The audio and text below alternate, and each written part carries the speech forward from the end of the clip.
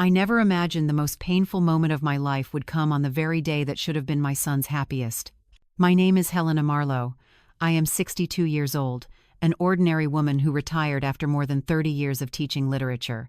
My life has always been simple, even dull in the eyes of others. I cook modest meals, drive my old hybrid to the market, and sometimes teach a few classes at a village school just to feel useful. But perhaps that very simplicity has made people, including my own son, forget that I still have a heart that can be hurt, pride that can be wounded, and a right to be treated with basic respect. That day, I arrived at the seaside resort in Cancun with a mix of nerves and hope. It was Adrian's wedding day, the boy I had raised with every breath of my life. I wore a pale blue dress I had bought 4 years earlier and a pair of low-heeled shoes. I didn't care about glamour. I only wanted to look neat and presentable for my son's joy. The resort glittered. Crystal lights sparkled across the night ocean. Guests laughed, glasses clinked, Latin music swirled in the air. I thought I would simply sit quietly in a corner, watching my son step into a new chapter of his life. But the truth was far from simple. The music soared, candles flickered, and in the very moment that should have been the height of happiness, a hand struck me hard across the face. The crack echoed through the hall, silencing every conversation. I stumbled, my glasses flying across the marble floor. When I looked up, the hand that had hit me belonged to no one else but Bianca Cruz, the bride, my new daughter-in-law, the woman I had tried so hard to welcome. "Hand over the keys to the beach villa now." Bianca's voice was sharp, commanding, unashamed before more than 200 guests. "Why should an old woman like you keep it? It's time to step aside and let us start our life together." The hall froze. Some covered their mouths in shock. Others slyly lifted their phones to record. But what hurt me more than the sting on my cheek was the sight of Adrian, my son, standing motionless beside her. He didn't defend me. He didn't pull his wife away. He said nothing. His head hung low, as if I were invisible, as if I were some shameful shadow in this glittering wedding. My cheek burned, but my chest burned more. From the tables around me, whispers began to slice through the air. "She's old. Why does she need the villa anyway? The bride's right, they're young, they need the space more." Each murmur stabbed at my dignity. In that moment, I saw no romantic sea, no dazzling lights, only the heavy black of humiliation. Have you ever witnessed such a scene? When someone weak is shamed in public, and everyone else just sits in silence? If you have, leave a few words below. I want to hear your story, so others will know they are not alone. My hands shook as I bent down to pick up my broken glasses, frail fingers lost against the cold stone floor. Tears spilled, but no one came to help. Not a single guest among hundreds dared to stand for a mother humiliated by her own daughter-in-law. I thought I had learned to endure. Bianca had mocked my old-fashioned clothes, sneered at my aging car, hinted more than once that I belonged in a nursing home. I swallowed it all, believing my son's love would be enough to keep him tied to his family. But today's slap, it was the final drop. It didn't just tear my face, it ripped away the last fragile thread of trust I still held.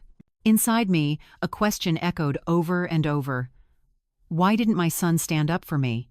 I could forgive the cruel words of a daughter-in-law, but Adrian's silence that was beyond repair. That night, while the wedding carried on, I slipped outside. Music still roared behind me. The ocean still beat its steady rhythm, but within me, a door closed. And I knew, from that moment on, nothing would ever be the same. But to understand how everything slid so far, I must take you back to the days before the wedding, to where all the endurance began. When I look back at the months before the wedding, I realize Bianca's slap was never a sudden blow.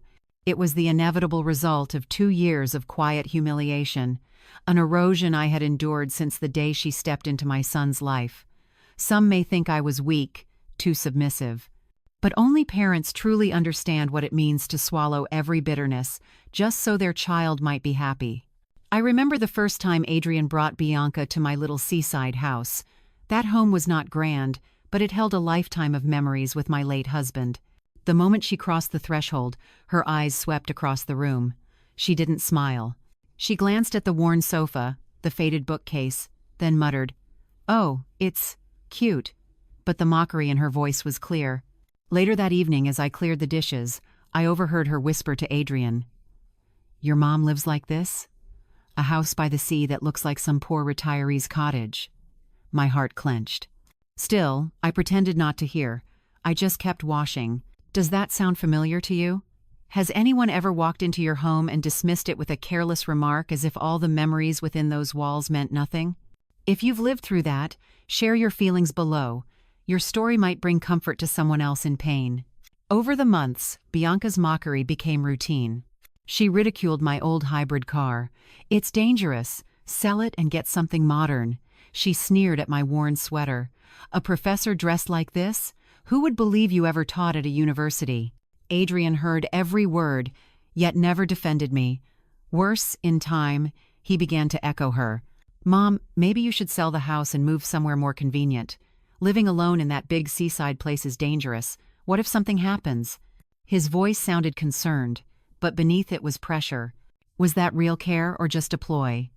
If you were me, what would you say? Leave your thoughts below. Let this story become ours, not just mine. Once, Bianca spread glossy brochures across my dining table, luxury senior residences shining from every page. I stayed quiet, but I knew exactly what her eyes sought. Not the images of polished apartments, but the photo of my seaside home hanging on the wall. Another time, I overheard her on the phone, whispering, "If we convince her to sell, we can live there for a while, then cash it in for a better place. She's naive, she won't suspect a thing." I froze in the kitchen, my hand gripping the cabinet until my knuckles went white. Have you ever overheard a truth your heart refused to believe? I think many of you have. If so, write a line below. Sharing might lighten the weight. As the wedding drew closer, the pressure grew.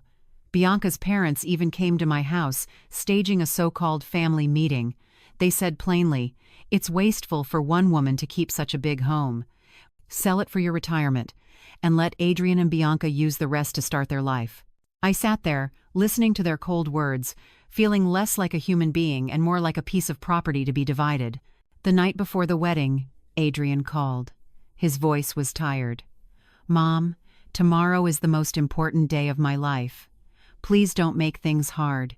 Give us the keys to the house as our wedding gift." If your own child said that to you, how would you react? Silent endurance? Or a firm line in the sand? Tell me in the comments, because I want to hear. His words rang in my head like a bell. Give us the keys, as a wedding gift. It was no longer a suggestion, it was a command. And I knew if I stayed silent, I would lose everything. But Adrian and Bianca had no idea I was not as fragile as they believed. I had been preparing for this day for a long time. All my life, I chose simplicity. Modest clothes, an old car, discount groceries. Everyone thought I was just a widowed professor living off her pension. The truth was very different. 2 decades ago, Richard, my late husband, and I co-founded an educational technology company. When we sold it, we walked away with enough wealth to live comfortably for life. Yet, Richard believed in staying discreet. The more you flaunt, the more you risk losing.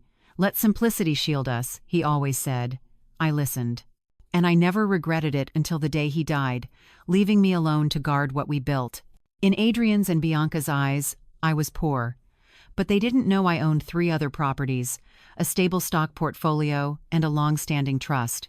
They didn't know I had been quietly funding Adrian's life. The MBA tuition he thought came from a scholarship, I paid it. The luxury car he drove, I co-signed the loan. Even the failed startup that swallowed nearly $2 million, I rescued it in silence, sparing him ruin. I did it all in the hope that one day he would understand, feel grateful, and grow. Instead, he and his wife shamed me, demanding my villa as if it were their right. That's when I saw it. My kindness had become their trap. I sat in the dark that night, the sound of waves outside, an old photo in my hands, Adrian as a boy, arms wrapped around my neck, laughing. I whispered to myself, how did my sweet child become this cold stranger? Tears came, then dried. What remained was resolve. I picked up the phone and called Nathaniel Ford. He was not only a lawyer but also Richard's closest friend. I trusted him more than anyone. When he heard my trembling voice, he was silent for a long time before asking, "Helena, is this the moment we feared these last 2 years?" "Yes," I said. "I can't stay silent anymore." The next day, we met at a small cafe by the sea, where no one paid us any mind. Nathaniel placed a heavy black briefcase on the table. Inside were financial documents, a revised will, and legal orders cutting off every form of support for Adrian and Bianca. He looked at me, eyes stern but gentle. "Helena, once you sign these, there's no turning back. Are you certain?" I stared out the window at young couples strolling hand in hand. I thought of Bianca's slap, Adrian's silence, my son's plea for my home as if it were owed. I drew a deep breath. "I'm certain, not because I hate my son, but because he must learn greed comes with a price." We sat for hours as Nathaniel explained each clause. My hand trembled as I signed, but my heart was steady. An order to stop all monthly transfers. An order to cancel the lease guarantee on their luxury apartment. An order to reclaim shares I had held in Adrian's name. And finally, a new will, every asset, including 3 properties and an investment portfolio worth more than $30 million, would go to the Blue Ocean Scholarship Fund, a charity for underprivileged students. As the ink dried, I felt a cord snap inside me, a chain that had bound me for years. I had lost my son long ago, but now I regained my self-respect. If you've listened this far and believe this story deserves to be heard by more people, please press like. That small action gives me strength to keep telling the rest. And if you want to walk with me through more stories that touch the heart, subscribe. Every subscription is a reminder that I am not alone. That night I returned to my room, opened the window to the salty wind, and whispered, "Tomorrow I will walk into that wedding, not as the silent mother, but as a woman ready to speak the truth. I know some will call me cruel. Some will say I was too harsh with my only son. But I also know many parents out there have felt the sting of being used, their love twisted into chains. I refuse to be one of them any longer. I must end the cycle." That night I slept soundly for the first time in years. No dreams, no jolts awake. And when the sun rose, I slipped into my pale blue dress, my low-heeled shoes. In the mirror, I saw a face lined with age, hair streaked with gray, but my eyes burned with resolve. I knew I was ready. The papers were signed. The decision was made. And now, we returned to the wedding in Cancun, where I was ready to face everything, no longer silent. The celebration carried on, music drowning out discomfort. People have a way of pretending away truth, especially when it threatens to stain what should be a perfect day. But inside me, nothing was finished. My cheek still burned, my heart still ached, and the decision from the night before pulsed, waiting to be unleashed. I stepped back into the ballroom, this time with my head held high. At my side was Nathaniel Ford, lawyer, loyal friend to my late husband, his black briefcase heavy with the papers I had signed. The crystal lights glittered above us. I felt hundreds of eyes turn in my direction. Bianca arched her brow, her smile sharp as glass. "Helena, why come back? I think you should go rest. You've already done enough to ruin our day. Have you ever been so publicly humiliated that people believed you'd never dare return? In that moment, would you retreat or rise, as I did?" Nathaniel opened the briefcase, pulling out a thick stack of documents. His voice rang out, steady and commanding. "Forgive the interruption, but I must announce matters directly concerning the bride and groom." The hall hushed. Guests straightened in their chairs. Adrian's face turned pale. He hadn't expected me to return, much less with a lawyer by my side. Nathaniel's words struck like hammers. "First effective immediately, all financial support Mrs. Helena Marlowe has provided to Adrian Marlowe is terminated. That includes $8,000 monthly for living expenses, $2,500 toward credit card debt, and the $2 million loan guarantee for his failed startup." Gasps rippled through the room. Friends stared in disbelief. Phones lifted to record. Bianca froze, her eyes wide. Nathaniel turned a page. "Second, the lease guarantee on the luxury apartment they currently occupy is revoked. They have 30 days to find a new guarantor or vacate." Bianca's mother clutched her pearls, whispering, "What's happening?" Her lips trembled. Nathaniel's tone grew sharper. "And finally, the guarantee covering today's wedding valued at $430,000 has been canceled. The resort is now entitled to demand direct payment before continuing this event." Chaos erupted. The resort manager rushed onto the stage, whispering urgently to Adrian. Sweat poured down my son's brow. His voice cracked. "Mom, what have you done?" I stepped forward, my voice firm, clear as steel. "You ask what I've done? Ask yourself what you've done. Who brought appraisers into my home while I was away? Who inquired about mortgaging my villa? Who stood silent while your wife slapped me in front of hundreds of guests? Adrian dropped his head, shoulders heavy with shame. Bianca lunged forward, shrieking, "This is lies. She has no money. She lives like a pauper, teaching for scraps, driving a junk car. This is just some pathetic trick to humiliate us." Nathaniel lifted the files: high bank statements, investment contracts, property deeds to 3 estates beyond the seaside house. Every page bore my name. Guest murmured, "My God, she's wealthy and hid it all this time." I locked eyes with Bianca. "You thought me weak. You thought me poor. You were wrong. I chose simplicity not from lack, but because I know true worth doesn't lie in glitter. You, from the moment you entered my life, saw nothing but money, dreamed of nothing but taking." Her body shook, yet she screamed, "You can't do this. We're family. Family means sharing everything." My reply rang out, sharp and unyielding. Family is not a license to exploit. Love does not mean endless submission. Today, I reclaim my life. A few guests rose, clapping softly. Then more. Soon the hall filled with the sound of hands applauding. Not all joined, but enough to tell me the truth had broken free. Nathaniel closed the folder and delivered the final blow. As of today, Mrs. Helena Marlowe's new will is active. Her entire estate, worth over $30 million, will be entrusted to the Blue Ocean Scholarship Fund, supporting students in need. Bianca screamed, voice cracking, "No, this can't be. It was supposed to be ours." I looked at her, calm, steady. Greed is a choice, and every choice has its price. Adrian lifted his head, tears streaking his face. He whispered, barely audible, "What have I done? Tell me, if you were a guest at that wedding, witnessing every moment, would you rise and applaud, or bow your head in silence? Be honest, because that choice says much about how we each face truth." I turned from the stage, each step echoing with whispers and the hum of recording phones. The doors opened. The sea wind rushed in, sharp with salt. I walked out without looking back. I had lost my son in my heart long ago, but today I reclaimed my dignity. And more than that, I was no longer afraid. The story might have seemed to end that night, but in truth, it was only the beginning. Because when a mother reclaims her voice, a new journey unfolds. After I walked out of the resort ballroom, I never looked back. The music and laughter still echoed behind me, but for me, it was finished. Outside, the waves whispered. The salt wind stung my skin. I sat on a bench by the hall, letting my tears fall. But this time, they were not tears of humiliation. They were tears of a woman who had finally found her voice again. The next day, videos from the wedding began to spread across social media. Some shared them to gossip, some to mock. But soon, messages poured in: letters from mothers, fathers, grandparents who had once been dismissed by their children, pushed out of their own homes, silenced by age. They told me they saw themselves in me, that I had done what they wished they had the courage to do.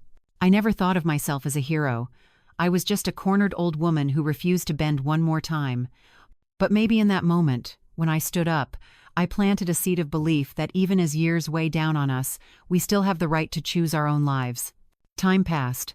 Adrian began to send messages. First, anger, then, pleading. I read them, but I did not reply. Not because I hated my son, but because I wanted him to learn some mistakes cannot be erased with a few words of apology. Still, I left a portion of my estate to his infant son, my grandson. I wanted the next generation to have the chance to live differently, not to repeat the sins of their parents. As for Bianca, she vanished from the headlines, no longer shining on social media. I heard whispers that their marriage was strained, life far from easy. I felt neither joy nor sorrow, only relief. Because what I had done was not revenge. It was release from years of being diminished. I remain in my seaside villa.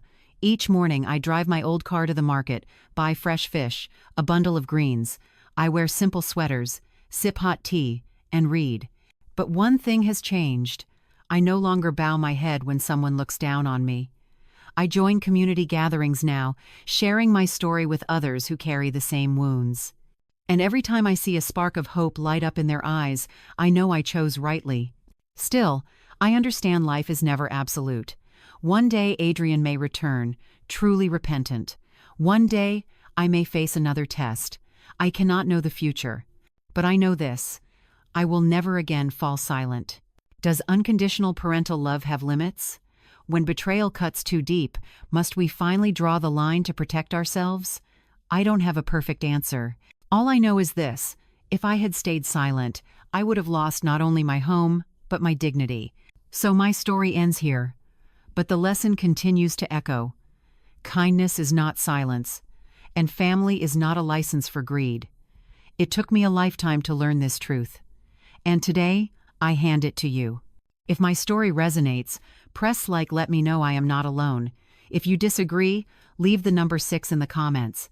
I want to hear your truth too. And subscribe if you wish to follow more stories that reach the heart. Every subscription tells me you still believe in courage and in the power of truth. This door may have closed, but another has opened. I live on not only for myself, but for all who have been ignored, belittled, cast aside. And perhaps one day, you will be the one to tell your story, the story of standing tall, even if late, because it is never too late.